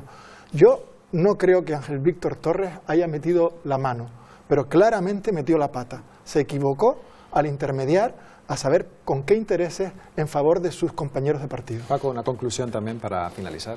Yo no me atrevo a decir si Ángel Víctor Torres robó o no robó, se enriqueció con esto, no lo sé. Lo que sé es que su comportamiento no es el comportamiento que se puede esperar de un presidente del gobierno. Y sé que las disculpas y las gestiones que ha realizado y las cosas que ha dicho, las entrevistas que ha concebido, han intentado ocultar lo que ocurrió. Ha intentado engañarnos. Y cuando una persona intenta engañar a los demás sobre algo, sin duda es porque le conviene más mantener en la oscuridad lo que hizo que contar la verdad. Lidia, la redacción de los servicios informativos va a seguir atenta a todo lo que ocurre esta mañana. Nos comentabas que ya Ábalos, ¿no? Llegó, bueno, nos comentaba Silvia con esa mochila. Con la mochila, Aldama ya entró en la Audiencia Nacional y yo por lo tanto no voy a decir conclusiones porque creo que las conclusiones las vamos a tener en las próximas horas y también en el día de mañana.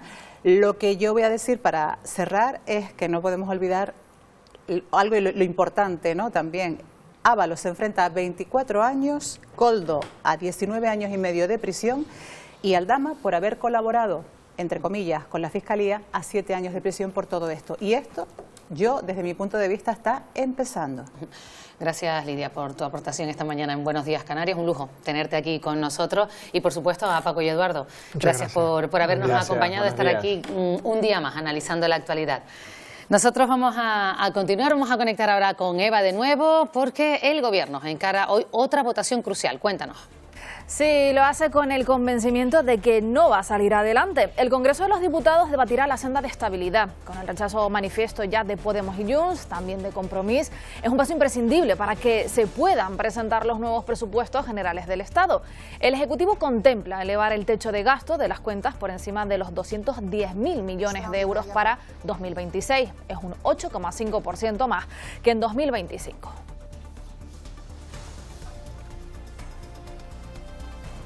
Y la UCO de la Guardia Civil encuentra 7.000 euros en efectivo del expresidente de la Diputación de Almería, Javier Aureliano, escondidos en casa de su hermana. Fue detenido la semana pasada por su implicación en la segunda fase del caso Mascarilla. También encontraron armas en la casa del ex vicepresidente de la Diputación. Y el empresario Víctor de Aldama ya está, desde hace solo unos minutos, en la Audiencia Nacional. Va a declarar como investigado por los contratos de las mascarillas adjudicados por el Gobierno de Canarias durante la pandemia. El empresario ya ha asegurado que va a aportar al juez nuevas pruebas relacionadas con el ministro canario Ángel Víctor Torres. Habla de WhatsApp, de pantallazo y también de documentos en PDF. La localidad de Campillos, en Málaga, decreta 3 días de luto por el asesinato machista de una joven de 25 años, fallada en su vivienda con signos de estrangulamiento, después de entregarse a la Guardia Civil su pareja de 28 años. Málaga encadena 2 asesinatos de violencia machista en solo 4 días. Y hoy en Buenos Días Canarias hemos hablado con el secretario general de la Asociación de Trabajadores Autónomos de las Islas, Eliot Martín. Le hemos preguntado por la amenaza de huelga de los trabajadores de los comercios del archipiélago y por la protesta del próximo domingo de los autónomos. Esto es lo que nos ha dicho.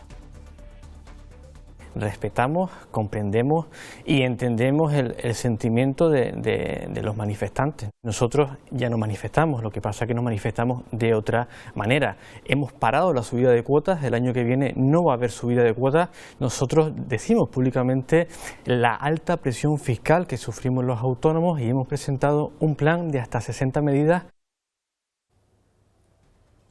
Y se busca a Manuel, desaparecido en Gran Canaria desde el martes. Tiene 86 años y fue visto por última vez en Telde. Es un caso urgente porque hablamos de una persona vulnerable. Según publica SOS Desaparecidos, mide 1,65 m, es de complexión delgada, tiene el pelo canoso y los ojos castaños. Cuando desapareció vestía un pantalón de deporte gris, una sudadera negra y cholas.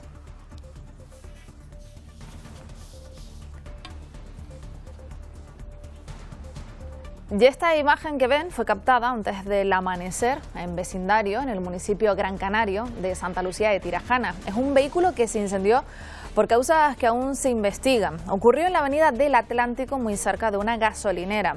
Solo hay que lamentar daños materiales.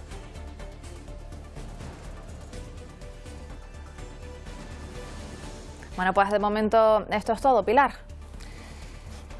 Gracias, Eva, y vamos ahora con un apunte de los deportes. Así es, porque estamos pendientes de mucha actividad deportiva. José Antonio Pérez, buenos días, pero sobre todo, en especial del baloncesto, ¿no? Sí, hay buenas noticias en fútbol, en voleibol, pero el protagonista hoy, entre otros, va a ser el baloncesto. Buenos días Canarias. Porque el baloncesto es protagonista debido a que esta tarde juega España en Dinamarca, en Copenhague, frente a la selección danesa en el camino hacia el Mundial. El domingo juegan en Tenerife frente a Georgia. Antes, como digo, ese partido de la selección española en la nueva era de Chus Mateu, que debuta al frente de la dirección técnica de la selección. Con la selección están Frank Guerra y Jaime Fernández de la Laguna Tenerife y Miquel Salvó del Dreamland Gran Canaria. Repito, será el debut de Chus Mateu en el banquillo. Ahora lo contamos. Antes una pausa para la publicidad.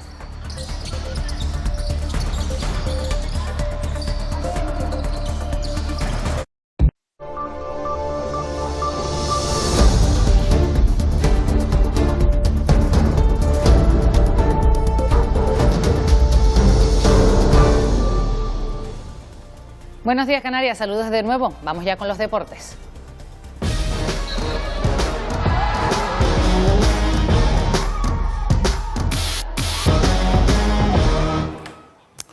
En breve vamos con la Champions League de fútbol, porque anoche sí que fue una gran noche, pero antes vamos con la Champions de voleibol. Buenos días, Canarias. Noche histórica para el Club Voleibol Guaguas, que ya tiene billete para la fase de grupos de la máxima competición continental.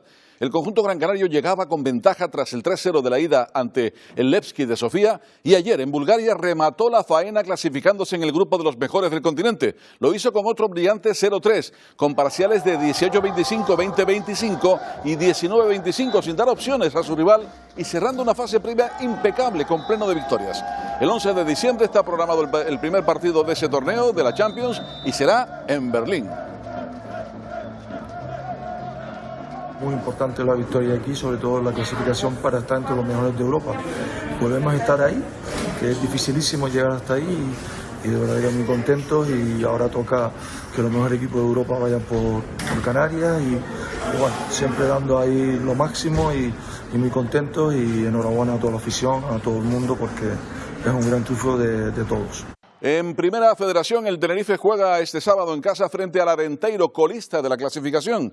El centro de la defensa es una de las posiciones más cotizadas y José León supo aprovechar su oportunidad para quedarse con la titularidad en los últimos partidos. A la competencia en esa posición se refirió ayer el propio jugador. La competencia es sana, todos agradecemos que dentro del equipo pues haya el mayor número de futbolistas que puedan rendir a un nivel tan alto pues como podemos hacerlo cualquiera en esta plantilla. A nivel colectivo está habiendo un buen rendimiento, entonces cuesta entrar y los minutos que tengas pues hay que aprovecharlos. Y bueno, pues yo he tenido esa suerte y obviamente pues quiero seguir aprovechándolo de esa manera. Si hay un jugador imprescindible en esa defensa es Anthony Landázuri. Comenzó formando pareja con Álvaro González, pero en los últimos 4 partidos lo ha hecho con José León. Un cambio que ha dado buenos resultados. Como ven, 3 victorias blanquiazules y solo una derrota. En lo que a su parcela se refiere, solo han encajado 2 goles en dichos partidos. La selección española de fútbol femenino juega a las 7:30 de la tarde de mañana viernes la ida de la final de la Nations League. Será en Kaiserslautern, en el estadio Fritz Walter, ante la potente Alemania. El objetivo es lograr un buen resultado para afrontar la vuelta que será el próximo martes 2 de diciembre en el Metropolitano de Madrid. Y en un partido rodeado de gran expectación por ver si las jugadoras, ahora dirigidas por Sonia Bermúdez, son capaces de retener el título logrado en 2024. Esta mañana habrá un último entrenamiento y viaje a Alemania. Ayer, como ven, hubo posado con uno de los patrocinadores de la selección. ¡Ay, qué bien! ¡Qué bien!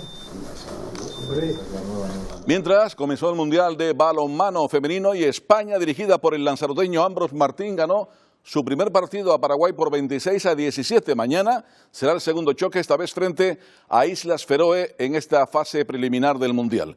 Otra selección, la de baloncesto, juega esta tarde el primero de los dos partidos de esta semana clasificatorios para el próximo Mundial de Qatar. Se enfrentará a Dinamarca y mañana, después del partido, emprenderán viaje a Tenerife, donde el domingo se verán las caras con la Georgia de Shermadini. Así comenzará la era de Jus Mateo como nuevo seleccionador nacional.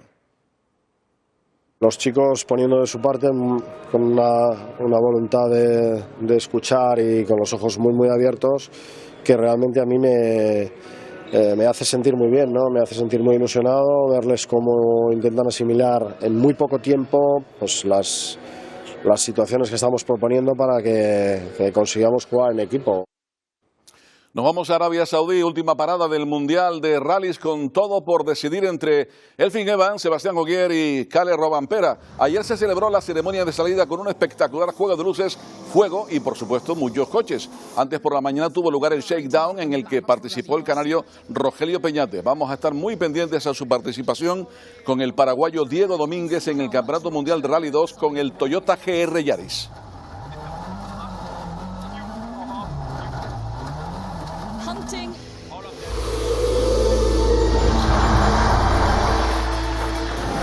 La prueba que echa el cierre al Mundial de Rallys llega, como decíamos, con el título en el aire y uno de los aspirantes al título, Rovanperä, marcando el mejor tiempo en los entrenamientos libres. Importancia absoluta tiene la prueba y por si falta emoción, la sumará un recorrido inédito, algo ideal para demostrar que el trofeo se lo lleve el mejor piloto. Ya ha comenzado la acción con una súper especial de 5 kilómetros.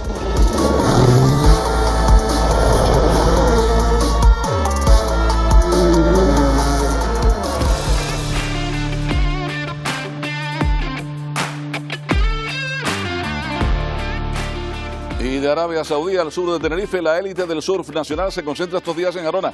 Las condiciones no fueron las mejores, pero pudo celebrarse el Sprint Surfers Las Américas Pro. A cuartos de final del Campeonato de España masculino avanzaron tanto el gran canario Luis Díaz como el alemán afincado en Canarias Lenny Jensen. Pero hay más canarias presentes en las semis de la Liga Iberdrola Pro, a la que avanzan Carla Morera, Lucía Machado, Melania Suárez y Daniela Boldini. Si las condiciones lo permiten, hoy se van a decidir ambos títulos.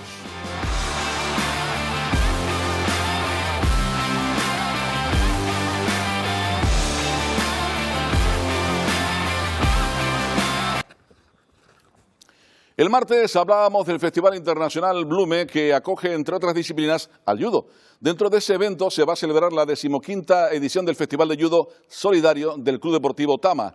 Se celebrará este sábado en el pabellón Leoncio Castellano de Tamaraceite y el propósito es ayudar a los más desfavorecidos recaudando alimentos y juguetes para su posterior reparto. Lo hablamos con el organizador y responsable del Club Deportivo Tama, Rodolfo Hernández. Buenos días, Rodolfo. Hola, buenos días. Bueno, ¿qué tal todo? ¿Falta mucho por culminar en la organización de este evento que va a ser, como digo, el próximo sábado? Sí, bueno, todavía nos queda organizar algunas cositas que se nos han quedado atrás, lógicamente. Tenemos hasta el sábado para poder desarrollarlas, pero básicamente el bloque de la organización está ya todo preparado. ¿Cuál es el secreto, Rodolfo, para con la presente 15 ediciones, pues que hayan sido tantas hasta el momento y además brillantes en cuanto a organización?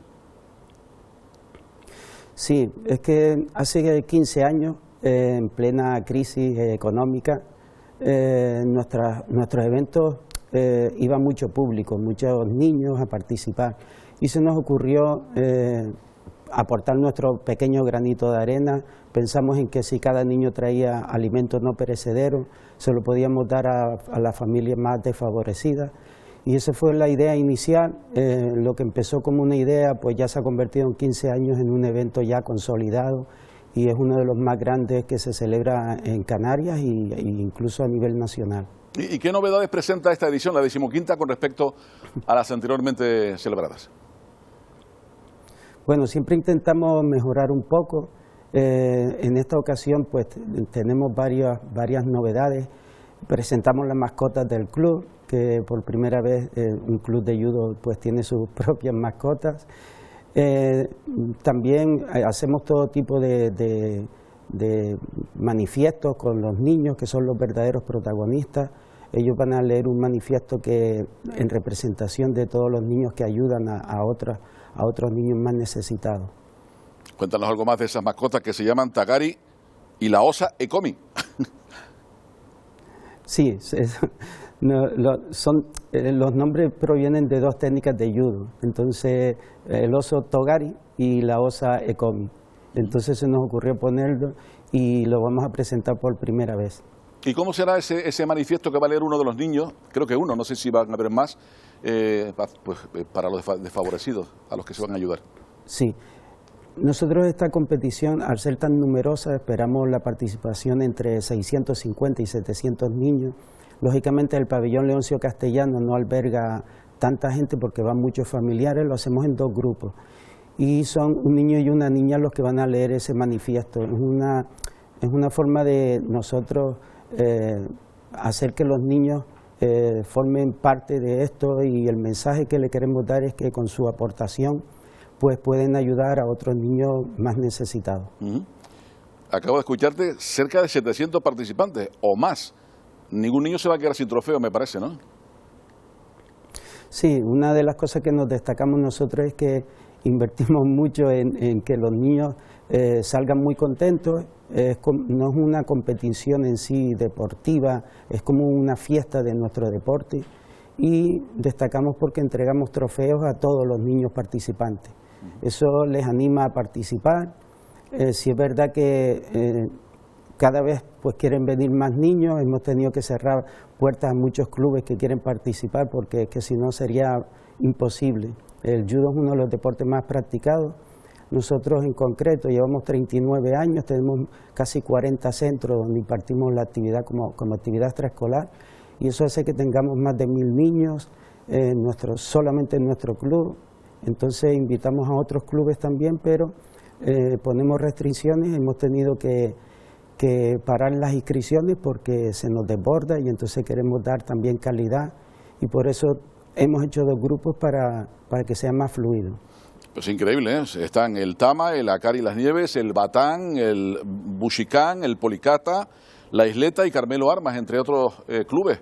Son un montón de niños y un montón de clubes, como dices, una gran participación. Sí, ahí están, digamos, los clubes que tienen más alumnos, son los clubes más afines al Tama, ya que está el Policata, que es de mi maestro Ramón Domínguez, y luego los otros clubes pues son de alumnos míos y compañeros. Bueno, hay 24 tatamis, 20 árbitros, 40 jueces, 80 miembros de la organización. Speaker, animación musical, la que tiene montado usted para el sábado es espectacular. Sí, la verdad que un torneo de estos, para albergar tantos niños y organizarlo, nosotros lo que hacemos, dependiendo del número de niños, montamos una cantidad de zonas de competición, tatami. En esta ocasión vamos a montar 24 tatamis, de los cuales luchan 48 niños al mismo tiempo. Eso hace que sea mucho más fluido, ya que cada 2-3 minutos entran otros 48 niños. Entonces van saliendo, según van terminando la competición, se les entrega su premio y van saliendo. Entonces, por muchos niños que vayan, siempre para que el evento no se alargue, lo que hacemos es que montamos más números de zonas de competición, y eso hace que equilibremos en el tiempo. Será un indiscutible éxito y estaremos, por supuesto, ayudando a recaudar todos esos fondos, todo lo que quieren ayudar a los desfavorecidos. Rodolfo, muchas gracias, muchos éxitos, y el sábado estaremos pendientes a ese evento. Nada, muchas gracias a ustedes. Gracias, Rodolfo. Ahí lo ven, el judo protagonista en Las Palmas dentro del Festival Internacional Blume de Gimnasia. Una de las disciplinas es el judo. Gracias, José Antonio. Y mañana más deporte, José Antonio. Exactamente, gracias. Hasta mañana. Días. Nosotros nos vamos a ir unos minutos a publicidad, y a la vuelta vamos a hablar con el alcalde de Telde, porque 5 playas a día de hoy continúan cerradas en su municipio por contaminación marina. ¿Hasta cuándo esta situación? ¿Cómo está afectando a los vecinos? Se lo preguntamos en directo enseguida. Les esperamos.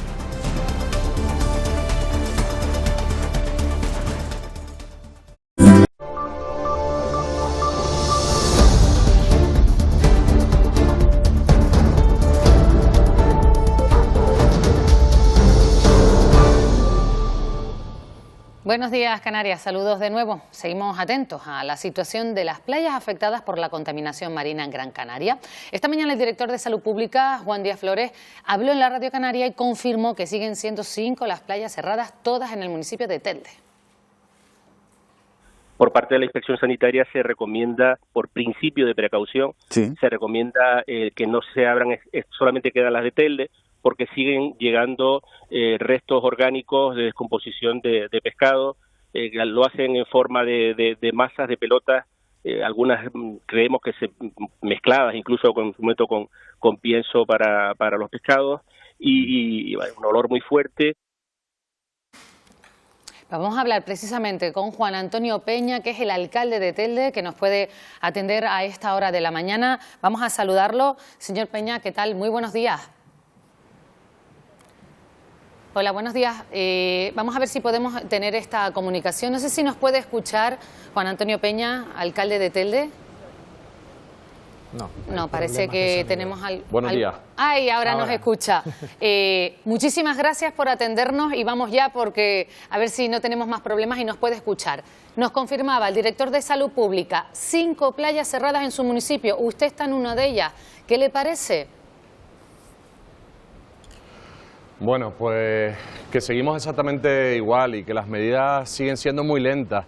La limpieza, consideramos desde esta ciudad de Telde que debe ser mucho más rápida. Nosotros, desde la parte que nos toca, desde el Arenal, pues estamos actuando todos los días y si observamos el fondo de esta imagen, vemos cómo está limpia la arena.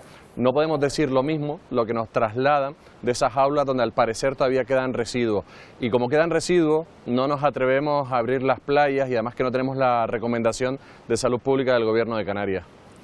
Alcalde, como decíamos, las playas siguen cerradas. Yo no sé si desde el Ayuntamiento se ha hecho un informe de lo que ha supuesto este impacto desde el punto de vista económico para el municipio, para algunos sectores como por ejemplo el de la hostelería.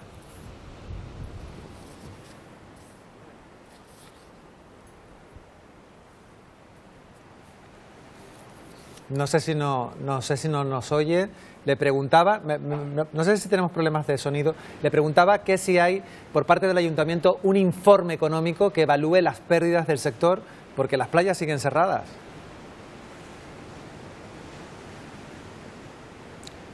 Bueno, parece ser que tenemos problemas. Para que nos pueda escuchar el alcalde de Telde, Juan Antonio Peña, que como les decimos, Isaac, estamos interesados en saber qué nos tiene que contar porque a día de hoy todavía 5 playas continúan cerradas en su municipio. Vamos a intentar recuperar pues esta conexión, Isaac. Vamos a ver si en unos minutos nos puede atender el alcalde de Telde. Y vamos, si no, pues con otros asuntos que marcan la actualidad y nos vamos a ver esa capilla ardiente, ¿no?, del obispo emérito. La capilla ardiente porque hasta ese lugar se han ido acercando a lo largo de la mañana fieles, amigos y familiares. Allí se encuentra Itziar Pérez. Allí, ¿cómo has visto el ambiente? ¿Cómo se le ha dado ese último adiós al obispo? Pues Isaac, muy buenos días. Hasta esta capilla ardiente, a medida que transcurre la mañana, se va acercando cada vez más fieles, como decimos, a despedir al obispo emérito. Sobre cada hora, más o menos, pues el obispo actual, Eloy Santiago, pues va dando un responso en honor a su alma y este es el ambiente que estamos viendo ahora mismo en directo, como esos fieles, esos feligreses, también amigos y familiares del obispo fallecido, pues están dando su último adiós. Como pueden ver, la iglesia de Nuestra Señora de los Dolores está repleta de coronas, por ejemplo, de colectivos como cofradías, hermandades, pero también de otras instituciones como Presidencia de Canarias, el Parlamento o incluso del Club Deportivo Tenerife, de clubes deportivos. Esta es la imagen que estamos viendo, como decimos, en directo, como la gente se está despidiendo aquí en la iglesia de Nuestra Señora de los Dolores del obispo emérito. También hasta aquí durante la mañana ha acudido otro palmero, el consejero de Transición Ecológica, Mariano Hernández Zapata, que nos comentaba que era un ilustre, el obispo Bernardo Álvarez, un ilustre palmero con mucha dedicación. Recordamos, esta tarde será su entierro a las 3 de la tarde en la Catedral de La Laguna. Un ilustre palmero que con dedicación durante los últimos 20 años fue obispo de Tenerife y bueno, mando un mensaje de pésame a toda la diócesis nivariense, a su familia, a sus amigos, y que bueno, esperemos que su recuerdo pues también lo mantengamos y podamos seguir mirando al futuro con optimismo. Aunque nos separan miles de kilómetros, vamos con otra noticia. Canarias comparte con los archipiélagos del Macaronesia ser uno de los rincones del mundo con mayor biodiversidad. A veces nos olvidamos en la tele de empezar por el principio. ¿Sabes lo que es Macaronesia? La palabra me suena, pero la verdad que no. Yo no sé nada de eso. Sí, el conjunto de archipiélagos que entre ellos están las Islas Canarias, Azores, Cabo Verde, creo que puede ser también, y Madeira. Sí, pero ¿por qué? Mesma naturaleza volcánica. Son los 4 archipiélagos de origen volcánico, están en el Atlántico Norte, nos une la vegetación, nos cuenta esta delegada del gobierno de Cabo Verde. Cambio climático. Nos une también el problema del cambio climático, el riesgo de incendios forestales, nos explica el presidente del Instituto Forestal de Madeira. Portanto, todos nós temos que trabalhar. Unidos los 4 archipiélagos para afrontar el reto de la sostenibilidad, dice el director de Recursos Forestales de Azores. Los archipiélagos de la Macaronesia esta semana compartimos también esto. Jornadas forestales se celebran por primera vez en La Gomera. Tenemos un mayúsculo reto por delante, como es el cambio climático, pero aprendiendo de lo que se hace en otras regiones y también exportando lo que hacemos desde Canarias va a ser un poco más sencillo. Ya saben, Macaronesia, 4 archipiélagos, 3 países distintos, diferentes idiomas, pero un mismo reto, no perder el paisaje que los define. Bueno, pues vamos a recuperar ahora sí la entrevista que teníamos con el alcalde de Telde, Juan Antonio Peña, que me imagino que ya a ver si nos puede escuchar perfectamente, ¿no? Sí, perfectamente. Ahora sí, le preguntaba al alcalde antes si el ayuntamiento ha hecho algún informe económico para evaluar las pérdidas del municipio por tener todas sus playas cerradas. Consideramos que no es el momento.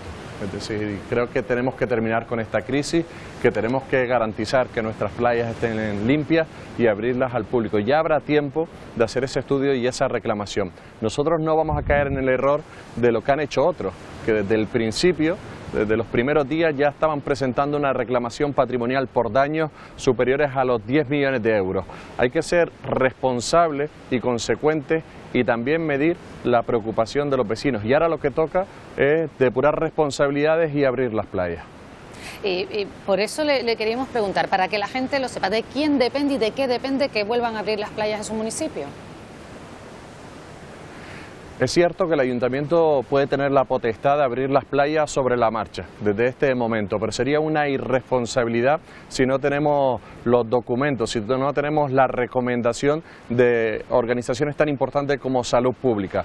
Los inspectores, hombres y mujeres de esta consejería, han pasado prácticamente a diario por la costa de Telde y todos los informes son desfavorables. Nos recomienda que mantengamos cerradas las playas porque todavía continúan los residuos dentro de esas jaulas. Nosotros, como decíamos antes, estamos haciendo las medidas de limpieza desde el Arenal, pero nosotros no podemos actuar ni dentro de las aulas, porque es una empresa evidentemente, ni en el mar que le corresponde al gobierno de Canarias. Por lo tanto, nosotros lo que pedimos es celeridad, que los trámites sean mucho más rápidos para poder reabrir las playas. Y, alcalde, ¿qué le diría usted a sus vecinos? Porque muchos de ellos aseguran que parece que se están eludiendo responsabilidades. Escuchábamos antes precisamente desde Salud Pública que ahora tiene que ser Transición Ecológica quien haga esas analíticas.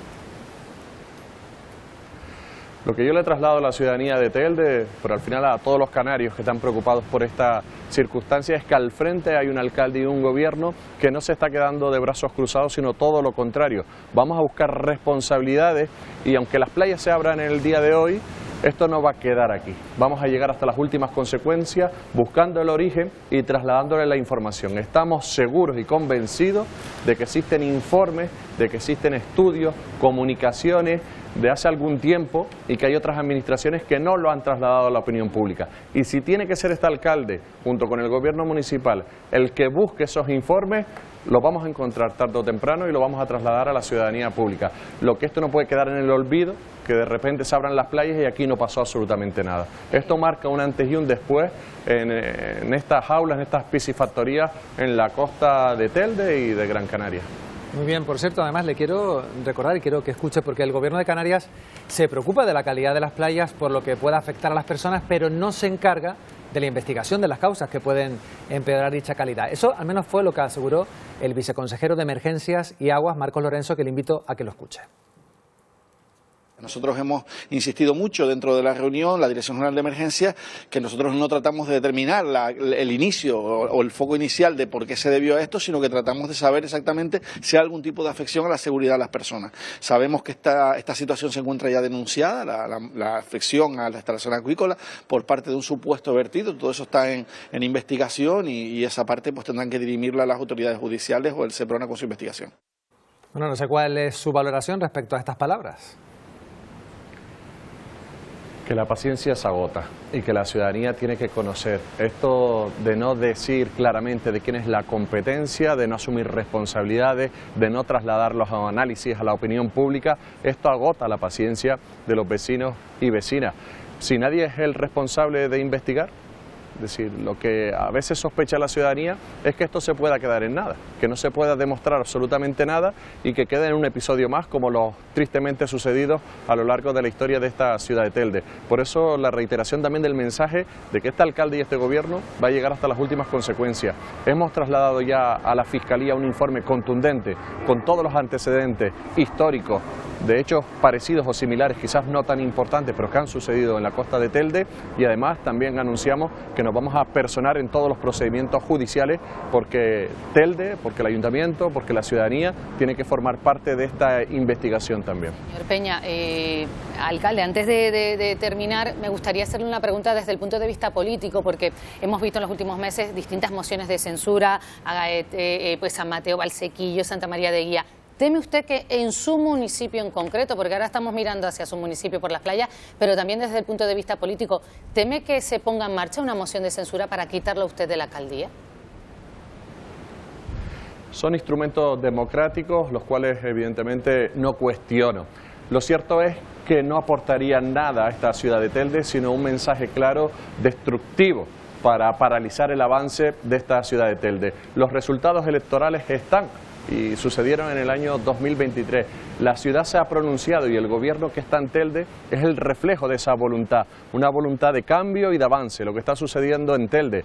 Cualquier otro movimiento, y lo entiendo, que está viniendo por parte de Nueva Canarias, los cuales no asumen esa derrota electoral en un lugar tan importante como es Telde, donde ganaron todos los procesos electorales con diferentes nombres desde 1979, que hayan tenido su peor resultado de la historia, llevándose un gran batacazo electoral, perdiendo el 50% del electorado, y si nosotros lo estamos haciendo bien, saben que podrá desaparecer o el resultado ser peor. Por lo tanto, ellos están intentando hacer todas las maniobras, lo han hecho en el resto de municipios y lo hacen en Telde, con el añadido de que este alcalde y esta formación política a la que represento, ASIUCA, se ha incorporado al proyecto de Primero Canarias, el que lidera Óscar Hernández, alcalde de Agüimes, y Teodoro Sosa.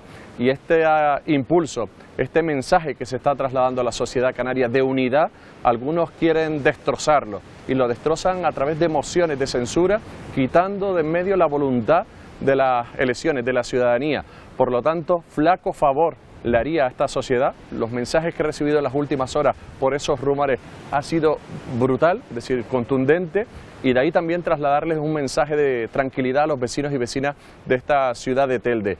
No nos para nadie, ni los rumores ni las mociones de censura. Aquí estoy con el compromiso que había tenido con ustedes, dando la cara y hablando de los problemas que le importa a la ciudad de Telde. Lo demás son rumores, son intenciones que estoy convencido que no va a llegar a nada. Así que tranquilidad y muchas gracias por los mensajes de cariño y de apoyo que estamos recibiendo en las últimas horas. Juan Antonio Peña, alcalde de Telde, muchísimas gracias por habernos dedicado estos minutos a Buenos Días Canarias, y ojalá que la próxima entrevista sea hablando de que se han abierto ya las playas, ¿eh? Y de noticias buenas para ustedes también. Así que un abrazo muy grande al equipo de esta casa.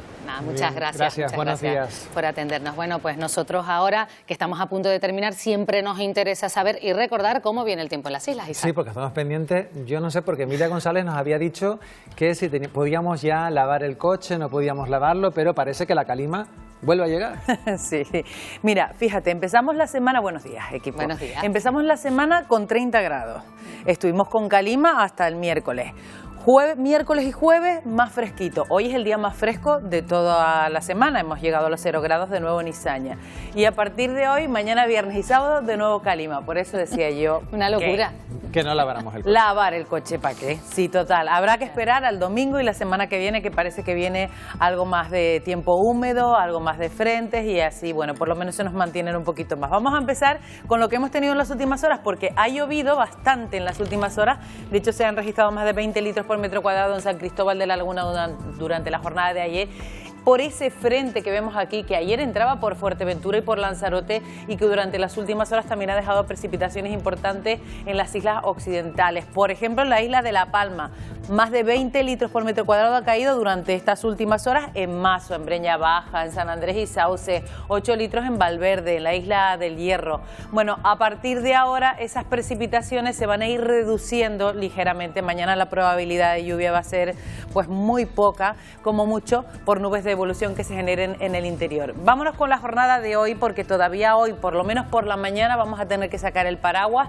Por ejemplo, en la isla de La Palma, que es la que le hemos puesto ese chubasco, a partir del mediodía van a ir reduciéndose también esas precipitaciones, pero en el resto, en principio, pues cielos con intervalos nubosos, nubosidad de tipo medio, de tipo bajo también, ambiente más fresquito, con temperaturas que no van a superar en costa los 22, 23 grados, con un viento alisio que se va a intensificar, sobre todo a última hora de la tarde. Mañana por la tarde también soplará con intensidad del nordeste. Situación marítima en torno a los 2 metros de altura, las olas por el norte y en canales entre islas, por aquellos que tengan que coger un barco. Y, como digo, paraguas, por ejemplo, para la isla de La Palma y puede que también en el Hierro en algún puntito interior, Parque Nacional de Garajoná y en puntos de interior de medianías. ¿Qué va a ocurrir para mañana, viernes, para el sábado? Bueno, tenemos ese anticiclón que vemos ahí girando del nordeste, con ese viento del nordeste, pero fíjense cómo llega aire del este y del sureste y fíjense cómo cambia también la tonalidad de naranja a más rojo. Eso lo que está indicando es que a partir de mañana suben las temperaturas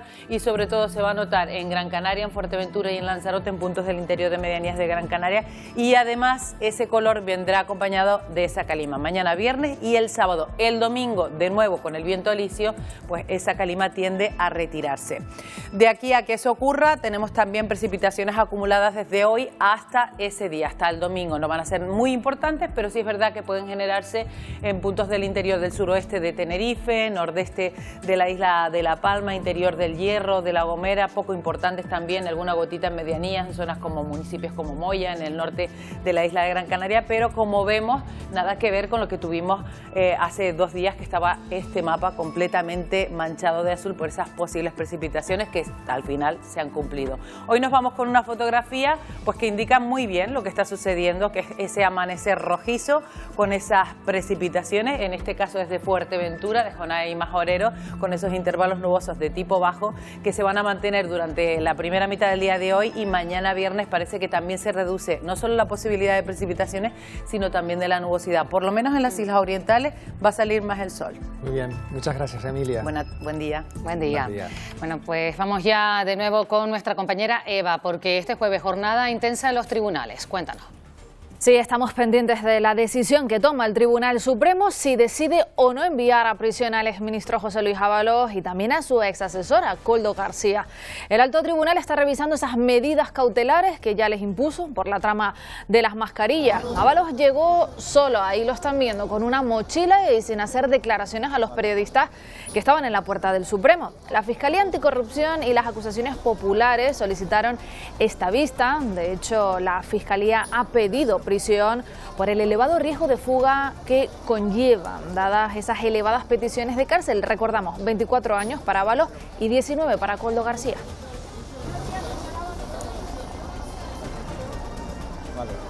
Y en paralelo a esta vista, también en el centro de Madrid, el empresario Víctor de Aldama comparece a esta hora en la Audiencia Nacional para declarar sobre el informe policial de las gestiones que mantuvo con el entonces presidente de Canarias y ahora ministro Ángel Víctor Torres para la compra de mascarillas. Aldama aseguró que hoy aportaría nuevas pruebas.